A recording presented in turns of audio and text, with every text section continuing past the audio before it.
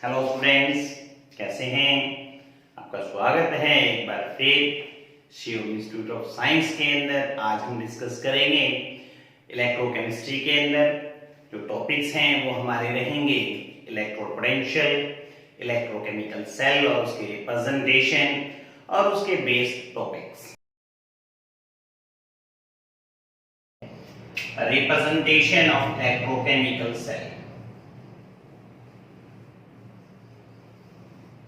A representation of electrochemical cell। बड़ा ही आसान तरीका है केमिकल सेल को रिप्रेजेंट। आपके पास क्या है, डबल वर्टिकल लाइन लगा देते हैं। ये डबल वर्टिकल लाइन इसको रिप्रेजेंट करती है। ये डबल वर्टिकल लाइन रिप्रेजेंट करती है सॉल्ट ब्रिज को।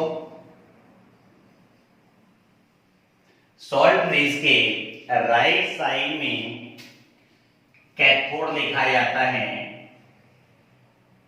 जहां पर रिडक्शन होता है। लेफ्ट साइड में क्या लिखते हैं? लेफ्ट साइड में लिखते हैं एनोड।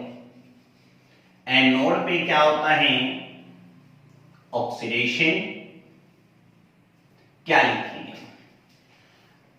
एनोड पे पहले लिखा जाता है मेटल, उसके बाद लिखा जाता है metal ion.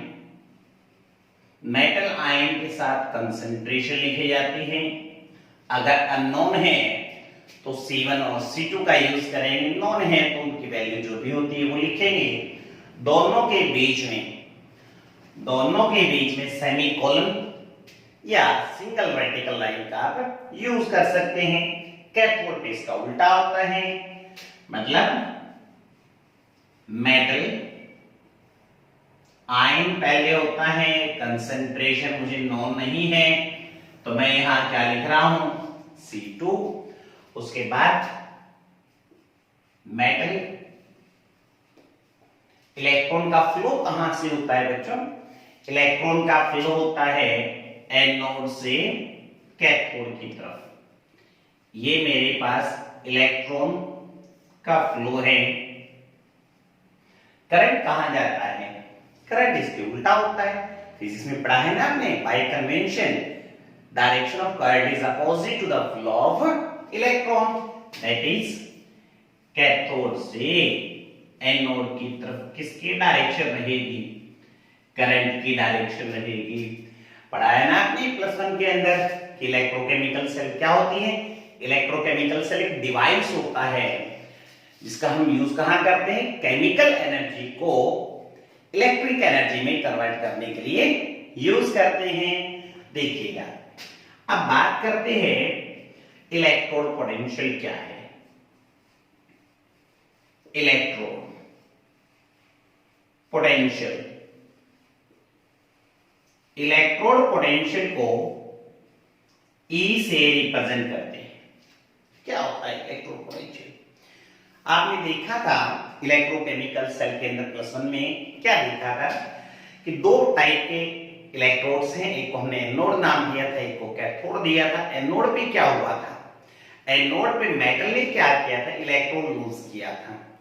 It means with respect to solution anode ने कैसा चार्ज एक्वायर कर लिया था? नेगेटिव चार्ज एक्वायर कर लिया था। और कैथोड पे क्या हुआ था? कैथोड पे मेटल डिपॉजिट हो गई थी। With respect to solution electron ने कैसा चार्ज एक्वायर कर लिया था? पॉजिटिव चार्ज एक्वायर कर लिया था।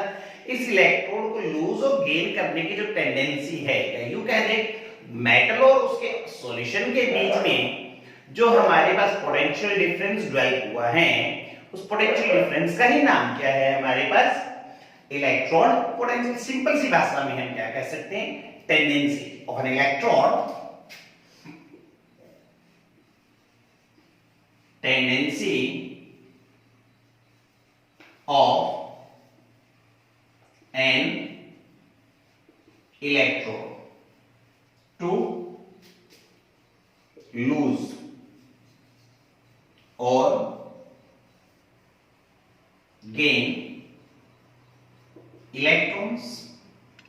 यानी इलेक्ट्रोड पोटेंशियल कितने टाइप की होगी? दो टाइप के आपके पास। कौन कौन सी इलेक्ट्रोड पोटेंशियल? कौन कौन सी दो टाइप की होगी? इलेक्ट्रॉन लूज करने की टेंडेंसी, इलेक्ट्रॉन को गेन करने की टेंडेंसी। अगर लूज करता है तो उसको हम कहते हैं oxidation potential, oxidation potential. Oxidation potential ये देखिएगा, ये मेरे पास मेटल है, ये इलेक्ट्रॉन को लूज करते हैं, लूज करके कैसा चार्ज एक्वायर कर लेती है? Metal positive charge. आपके पास साफ नजर आ रहा है, यहां क्या हो रहा है? ऑक्सीडेशन हो रहा है, इसलिए इलेक्ट्रॉन की पोटेंशियल को निकाल लेंगे तो उसको क्या कहेंगे? Oxidation potential. बड़ा आसान तरीका है बच्चों इसको रिप्रेजेंट करने का। ये जो इक्वेशन है ना, ये इसके पाँव में लिखनी है, यानी ऑक्सीडेशन पोटेंशियल को कैसे लिखेंगे? इसके पाँव में ये इक्वेशन लिख दो। एरो की जगह आप सिंगल वर्टिकल लाइन यूज कर लेना, चाहे सेमीकोलन यूज कर लेना। ये देखिए, ये मैंने क्या रिप्रेजेंट कर दिया? ऑक्सीडेशन पोटेंशियल को रिप्रेजेंट कर दिया। बात करते हैं किसकी? रिडक्शन पोटेंशियल की बात करते हैं। रिडक्शन पोटेंशियल,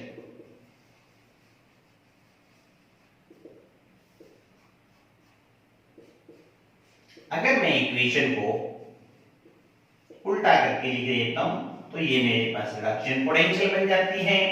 रिप्रेजेंट कैसे करेंगे? जैसे ऑक्सीडेशन पोटेंशियल को किया।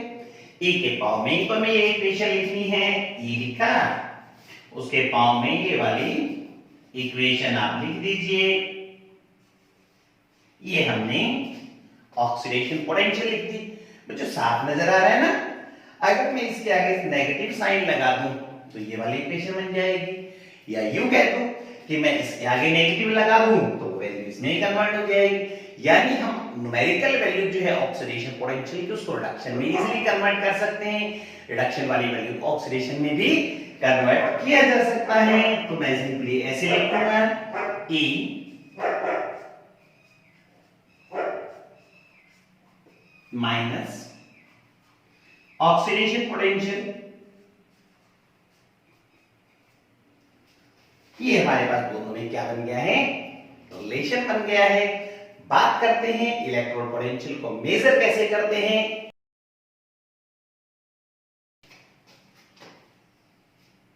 Electrode potential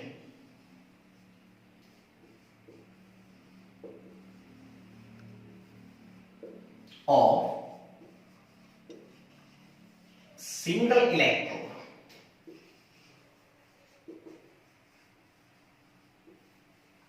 cannot be measured। आप सिंगल इलेक्ट्रोड की इलेक्ट्रोड पोटेंशियल को मेजर नहीं कर सकते। क्यों नहीं कर सकते बच्चों? क्योंकि बिकॉज पहला कारण, सिंगल इलेक्ट्रोड काम ही नहीं करता। Single electrode does not work.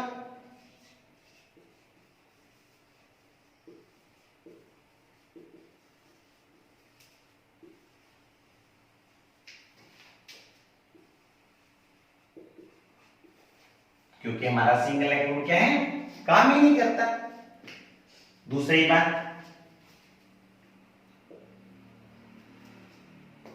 बात क्या है? आपने देखा, एक इलेक्ट्रोड को इलेक्ट्रॉन लूज करने की टेंडेंसी या गेन करने की टेंडेंसी दूसरे पे डिपेंड करती है। यानी इलेक्ट्रोड पोटेंशियल जो है वो एक रिलेटिव टर्म है, वो दूसरे इलेक्ट्रोड के ऊपर डिपेंड करती है। आप डिसाइड ही नहीं कर सकते whether electrode is oxidized or reduced. It is a relative tendency. It is a relative tendency which depend upon other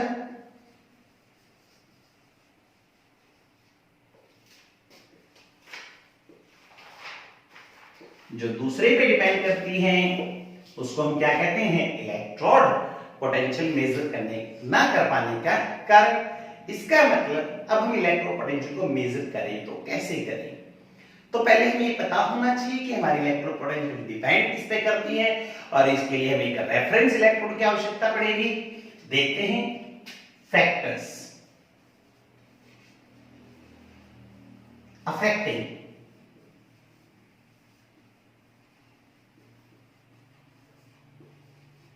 electrode potential, जिनके ऊपर हमारी इलेक्ट्रोड पोटेंशियल डिपेंड करती है वो फैक्टर कौन से हैं?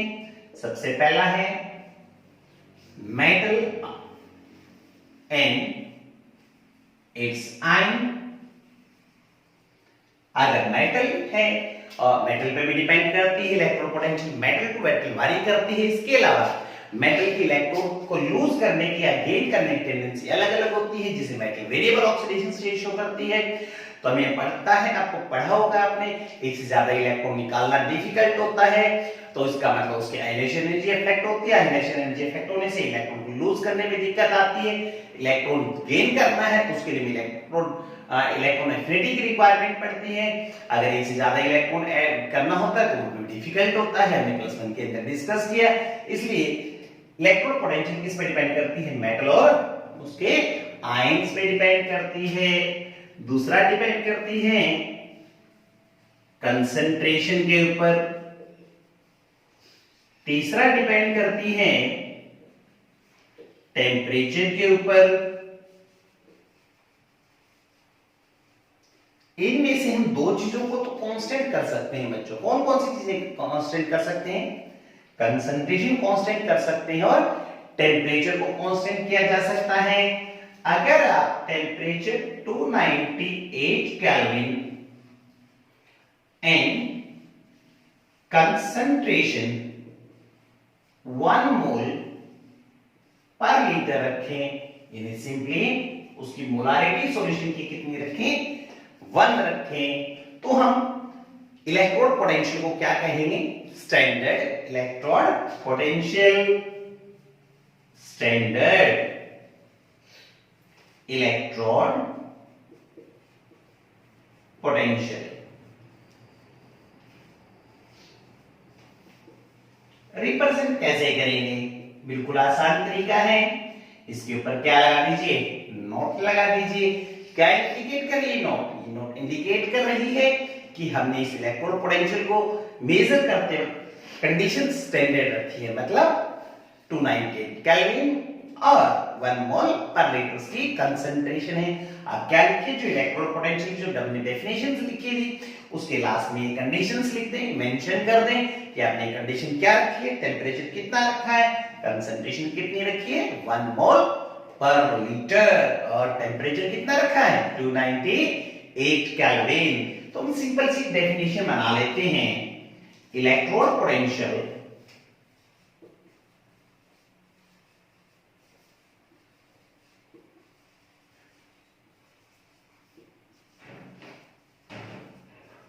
measured at standard condition of temperature, या ऐसे लिख दें स्टैंडर्ड कंडीशन ऑफ टेम्परेचर कितना 298 केल्विन एंड कंसंट्रेशन कितनी रखेंगे बच्चों? Concentration 1 m। अब बात करते हैं उस रेफरेंस इलेक्ट्रोड की जिसकी हेल्प से हम क्या मेजर करेंगे? सिंगल इलेक्ट्रोड पोटेंशियल को मेजर करेंगे। देखते हैं कि हमारा रेफरेंस इलेक्ट्रोड कौन है। रेफरेंस इलेक्ट्रोड की जिसका नाम है SHE, चाहे आप इसको NHE बोल दें, स्टैंडर्ड हाइड्रोजन इलेक्ट्रोड या नॉर्मल हाइड्रोजन इलेक्ट्रोड। बात करते हैं इसकी प्रॉपर्टीज के बारे में। क्या क्या इसकी प्रॉपर्टीज हैं? जैसे कि भी बताया, it is a reference electrode. Reference electrode है तो इसकी इलेक्ट्रोड पोटेंशियल एज्यूम की जाती है। कितनी एज्यूम की जाती है? इसकी स्टैंडर्ड रिडक्शन पोटेंशियल एज्यूम की जाती है 0.9 0 वोल्ट। दूसरी बात, एक रिवर्सिबल इलेक्ट्रोड है, it is reversible electrode, it is a reversible electrode. देखिएगा, बात करते हैं इसकी कंस्ट्रक्शन की, इसका डायग्राम कैसे है। डायग्राम क्या कहता है? It consist of A tube whose lower end contains mercury, through which a wire, platinum wire, is passed to make the contact easy. Its lower end is connected with platinum foil coated with platinum black, and this tube is placed in another tube having an inlet at the top and holes are provided at the bottom to escape excess of the hydrogen gas. Hydrogen gas is introduced at the inlet with 1 atmospheric pressure, 1 atm pressure, and the whole instrument is placed in a beaker having 1 m standard solution. Standard means क्या होता है? Solution whose normality or polarity is known. जैसे कि मैंने बोल ही दिया है, standard है तो स्टैंडर्ड कंडीशन में हम कितनी रखते हैं? 1 m रखते हैं। ये कौन है मेरे पास? 1 m एसिड सॉल्यूशन। एसिड आपको क्या प्रोवाइड करके देगा? एसिड हमें प्रोवाइड करके देगा H पॉजिटिव आयन। ये क्या था? पीटी वायर थी। ये मेरे पास क्या है? पीटी फॉइल है। प्लेटिनम फॉइल पता है क्या करती है बच्चों? हाइड्रोजन गैस को अपने सरफेस पे एब्सॉर्ब कर लेती है, वैसे ही जैसे ये इंक व्हाइट बोर्ड के ऊपर क्या हो चुकी है? एब्सॉर्ब हो चुकी है। तो ये थी इसकी कंस्ट्रक्शन। वर्क कैसे करेगा? जैसे कि आपको बता दिया कि हम सिंगल इलेक्ट्रोड जो है वो सिंगल इलेक्ट्रोड जो है वो कैसे करता है काम? सिंगल इलेक्ट्रोड तो काम ही नहीं करता। यानी जब हम इस रेफरेंस इलेक्ट्रोड को किसी दूसरे मेटल इलेक्ट्रोड के साथ जोड़ेंगे ना, तभी ये काम करेगा। जब ये काम करता है, मान लीजिए हमने इसको किसी से कनेक्ट कर दिया है, मान लेते हैं कि एनोड का काम करते हैं। Let SHE act as anode. Anode में अभी बताया था बेटा कौन सी प्रोसेस होती है? ऑक्सीडेशन होता है। क्या कहते हैं ऑक्सीडेशन? ऑक्सीडेशन का मतलब टेंडेंसी टू लूज। इलेक्ट्रॉन को हम क्या करते हैं? इलेक्ट्रॉन को लूज करके दिखाते हैं, इलेक्ट्रॉन को निकाल करके दिखाते हैं। कौन इलेक्ट्रॉन को लूज कर सकता है? ये वाला H या ये वाला H? ये वाला H क्या करेगा? इलेक्ट्रॉन को लूज करेगा। तो ये देखिए, ये हमने इलेक्ट्रॉन निकाल के, इक्वेशन जो है बैलेंस होनी कंपलसरी है। अब इसको रिप्रेजेंट करें, इस हाफ साइड को रिप्रेजेंट कैसे करें? अभी बताया था, बीच में एरो नहीं लगानी, इलेक्ट्रॉन नहीं लगाने। यानी इस हाफ साइड के रिप्रेजेंटेशन कैसे रहेगी? रिप्रेजेंटेशन बिल्कुल ही आसान तरीका है बच्चों। क्या लिखे हम? ऐसे लिखेंगे H2 ले लिया, semicolon 2H positive 1m concentration. दो बातें याद रखनी है बच्चों। क्या? कि हाइड्रोजन गैस किस मेटल के द्वारा एब्सॉर्ब हुई है? प्लेटिनम। तो उस मेटल को हम पहले लिख देंगे Pt, और 1 एटमॉस्फेरिक प्रेशर पे काम कर रही है, तो गैस के बाद हम क्या लिख देंगे? 1 atm pressure. When act as cathode, जब कैथोड का काम करेगा तो प्रोसेस कौन सी होती है? रिडक्शन। और रिडक्शन में क्या होता है बच्चों? इलेक्ट्रॉन का गेन होता है। इलेक्ट्रॉन का गेन कैसे होगा? ये H पॉजिटिव है, ये इलेक्ट्रॉन को क्या करेगा? गेन करेगा। या यूं सिंपली ये कह दूं कि ऊपर वाली इक्वेशन को आप रिवर्स करके लिख दें। रिप्रेजेंट कैसे करेंगे, जैसे हमने लिखा है उसी तरीके से इसको रिप्रेजेंट करेंगे। ऐसे रहेगा 2H positive 1M concentration single vertical line semicolon H2 के साथ क्या लिखना है Pt और 1 एटमॉस्फेरिक प्रेशर। तो ये हमने क्या पढ़ लिया SHE किसका काम आता है, किसी भी इलेक्ट्रोड की इलेक्ट्रोड पोटेंशियल को मेजर करना है ना, तो हम इस इलेक्ट्रोड का यूज करते हैं। कैसा इलेक्ट्रोड है, ये रेफरेंस इलेक्ट्रोड है।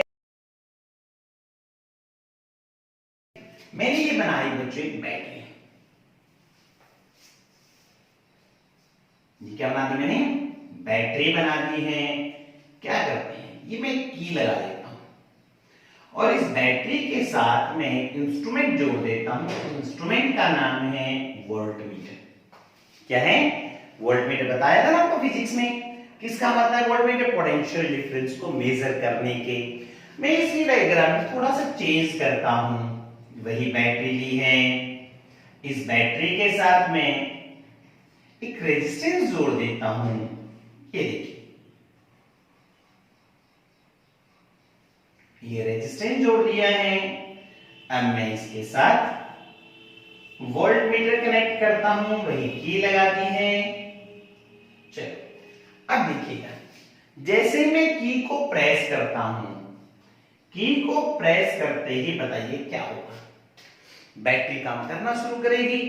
बैटरी का जितना भी करंट है वो इस वोल्टमीटर से पास होगा। ओम्स लॉ क्या कहता है, जितना ज्यादा करंट पास होता है उतना ही ज्यादा क्या आता है, पोटेंशियल डिफरेंस आता है। अगर मैं यहां बात करता हूं, यहां पर हमारे पास करंट कितना आया, I।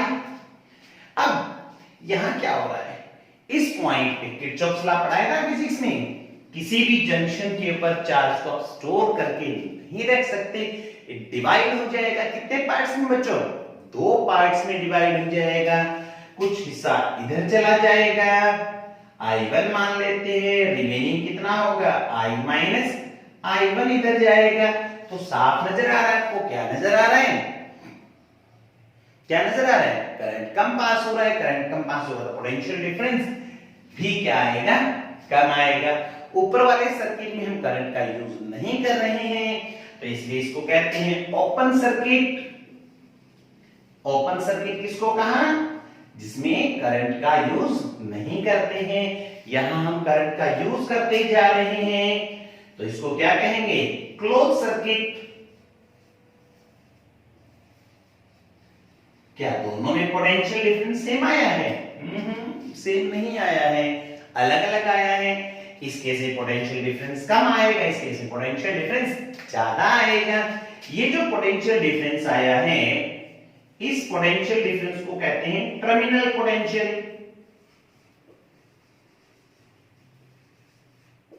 ये देखिए होती क्या है terminal potential,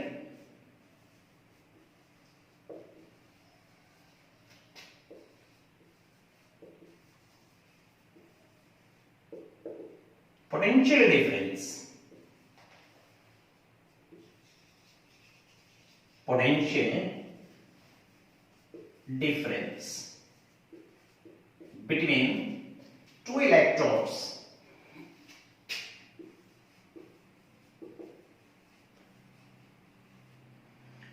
potential difference between two electrodes of a cell or battery in close circuit. ठीक है, अब बात करते हैं ऊपर वाले केस की, जहां ओपन सर्किट है। इसमें जो पोटेंशियल डिफरेंस आता है उसको कहते हैं EMF, इलेक्ट्रोमोटिव फोर्स। यही डेफिनेशन है जो ऊपर हमने लिखी है। केवल क्या चेंज करना है, क्लोज केस में क्या लिखना है, ओपन सर्किट लिखना है, EMF। The potential difference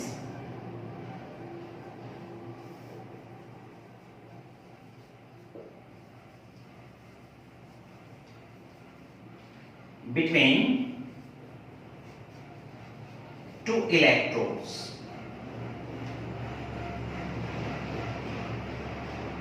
of a cell or battery in open circuit। देखिएगा ध्यान से, ईएमएफ को कैसे रिप्रेजेंट करते हैं, ये लिखा, उसके पाव में सेल लिख दीजिए, इक्वल डेफिनेशन को पढ़ते हैं। किसको पढ़ते हैं? डेफिनेशन को। काफी इंपॉर्टेंट है ये फॉर्मूला। आगे के जितने भी हमारे टॉपिक्स हैं वो इसी फॉर्मूले के ऊपर बेस्ड है। काफी इंपॉर्टेंट फॉर्मूला है, समझने वाला फॉर्मूला है। पहले हम लिख लेते हैं। जैसा उसने कहा है, इसने क्या कहा? डिफरेंस। मैंने ये डिफरेंस का साइन लगा दिया। फिर क्या कह रहा है? Electrode potential. इलेक्ट्रोड्स पोटेंशियल, वो कहता है दो इलेक्ट्रोड होते हैं, एक होता है एनोड और एक कौन होता है? कैथोड होता है। तो इसने क्या ये मेंशन किया है कि कौन सी इलेक्ट्रोड पोटेंशियल का डिफरेंस लेना है? एनोड में से कैथोड या कैथोड में से एनोड, ऐसे इसने मेंशन नहीं किया है। अब तो इसका मतलब मैं ऐसे लिख सकता हूं, electrode potential of cathode minus में इलेक्ट्रोड पोटेंशियल ऑफ एनोड। मैं ऐसे भी लिख सकता हूं। कैसे बच्चों?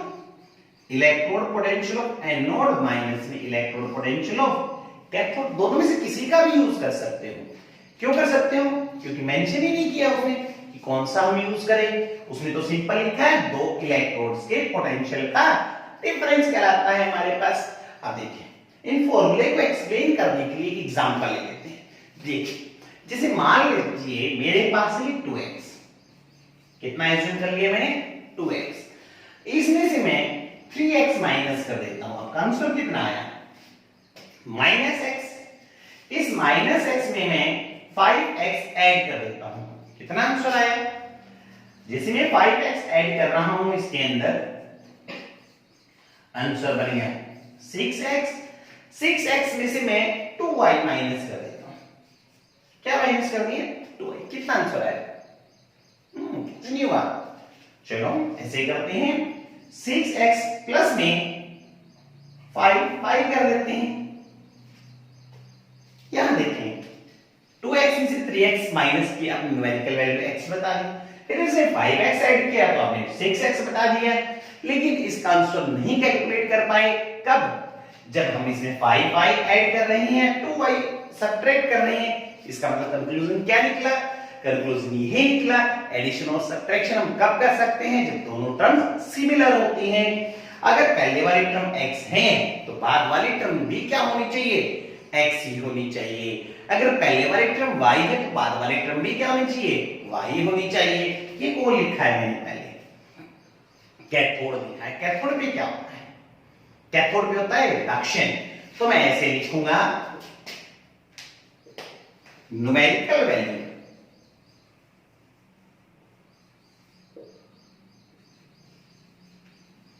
of reduction potential of cathode minus में। हमें पता है बच्चों एनोड पे क्या होता है? ऑक्सीडेशन। क्या होता है? ऑक्सीडेशन।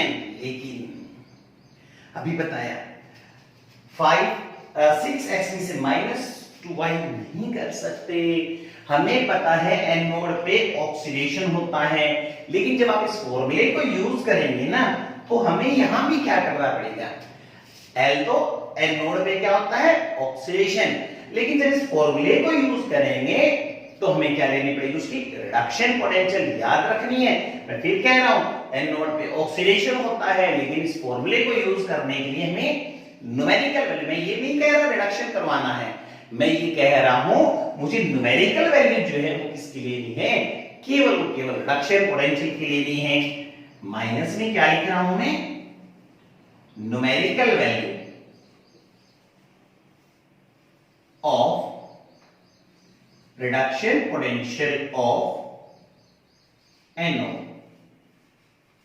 इस फॉर्मूले का यूज करें। पहले कौन है? एनोड लिखा है, तो एनोड पे क्या होता है? ऑक्सीडेशन। इसलिए मैं इसकी ऑक्सीडेशन पोटेंशियल यूज कर लेता हूं।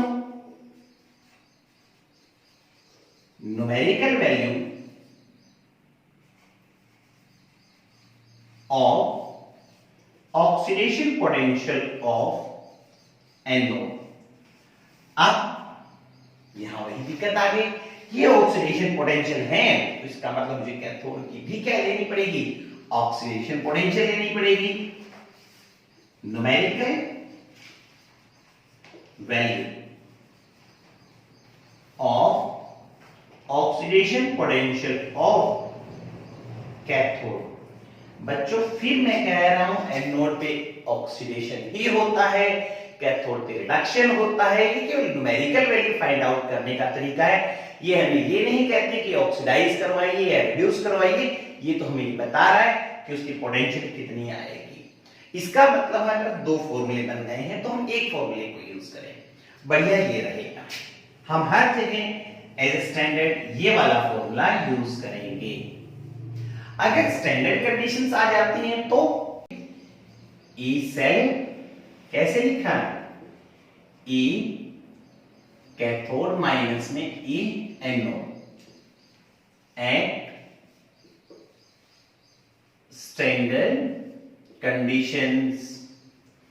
स्टैंडर्ड कंडीशंस में क्या रहेगा, बस ऊपर हमें नोट तो लगाना है, ई स्टैंडर्ड कैथोड माइनस में ई स्टैंडर्ड एनोड। तो हम स्टैंडर्ड कंडीशन में ऊपर नोट लगाना है और स्टैंडर्ड नहीं है तो नोट नहीं लगाना है। बस याद रखना है कल का हम जो टॉपिक करेंगे, क्या याद रखना है, we always use numerical value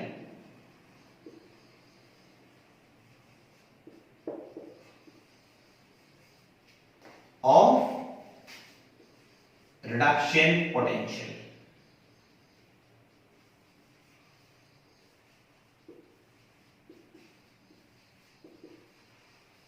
बहुत इंपॉर्टेंट टॉपिक है। मैं ये नहीं कह रहा बेटा आपको रिडक्शन यूज करना है, मैं आपको ये कह रहा हूं कि हमें न्यूमेरिकल वैल्यू किसकी यूज करनी है, रिडक्शन पोटेंशियल की। कल का टॉपिक हमारे लिए बहुत बहुत इंपॉर्टेंट है जिसके अंदर हम डिस्कस करेंगे इलेक्ट्रोकेमिकल सीरीज और उसके एप्लीकेशंस। तब तक के लिए बाय।